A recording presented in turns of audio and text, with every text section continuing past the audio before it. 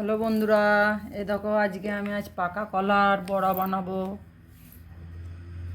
দেখো আমি পাকা কলার বড়া বানাবো। দেখো এর মধ্যে দেখো পাকা কলা নিয়ে নিয়েছি, কালো জিরে, সুজি, ময়দা সব নিয়ে নিয়েছি। দেখো চিনি নেবো, চিনি কিংবা গুড়, তোমরা যেটা দিয়ে বানাবে সেটা দিয়ে বানানো হবে। আমি চিনি দিয়ে বানাচ্ছি। আবার ফিরে চলে এলাম। এই যে জিনিসটাকে মেখে কিছুক্ষণ রেখে দিয়েছিলাম, এবারে দেখো এটাকে এবার বানাবো। এই দেখো তেল গরম হয়ে গেছে। তুমি এবার ছোট্ট ছোট্ট করে এমনি দেখো তেলের মধ্যে এমনি করে ছোট ছোট্ট করে ছেড়ে দেবে।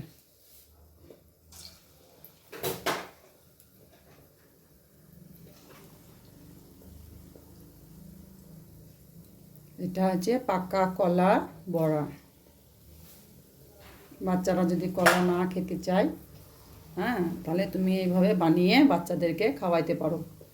কারণ পাকা কলা খাওয়ানো বাচ্চাদেরকে খুবই ভালো। এবার এই জন্য অনেক বাচ্চারা পাকা কলা খেতে চায় না। সেই জন্য এটাকে এইভাবে বানাবে। একটু ময়দা,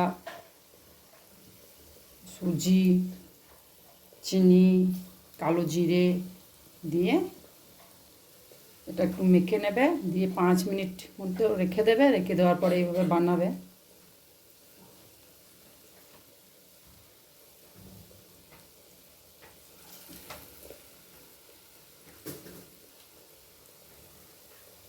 কিন্তু এটা জিনিসটা খেতে খুবই সুন্দর,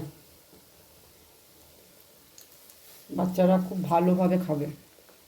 এমনকি টিফিনেও বানাতে পারো, বাচ্চাদেরকে বানিয়ে টিফিনেও দিতে পারো।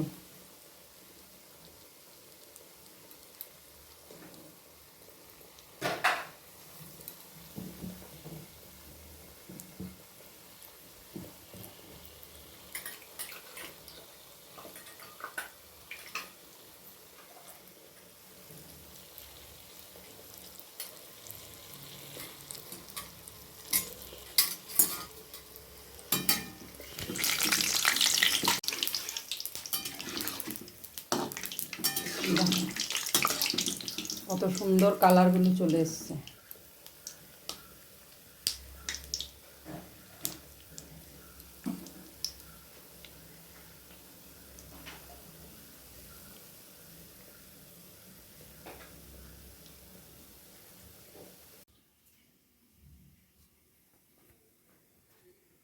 এই দেখুন হয়ে গেছে, কত সুন্দর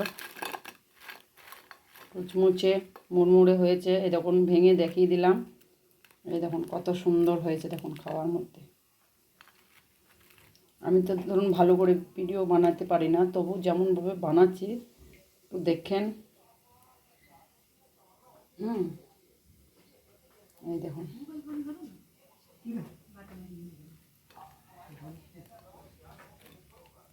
এই দেখুন বাচ্চারা খুব সুন্দর খাবে জিনিসটা। বাচ্চা ভালো, বুড়োরাও খাবে, খুবই ভালোবাসবে কলার বড়া। লাইক দেবেন, সাবস্ক্রাইব করবেন। ভালো লাগলে ধন্যবাদ।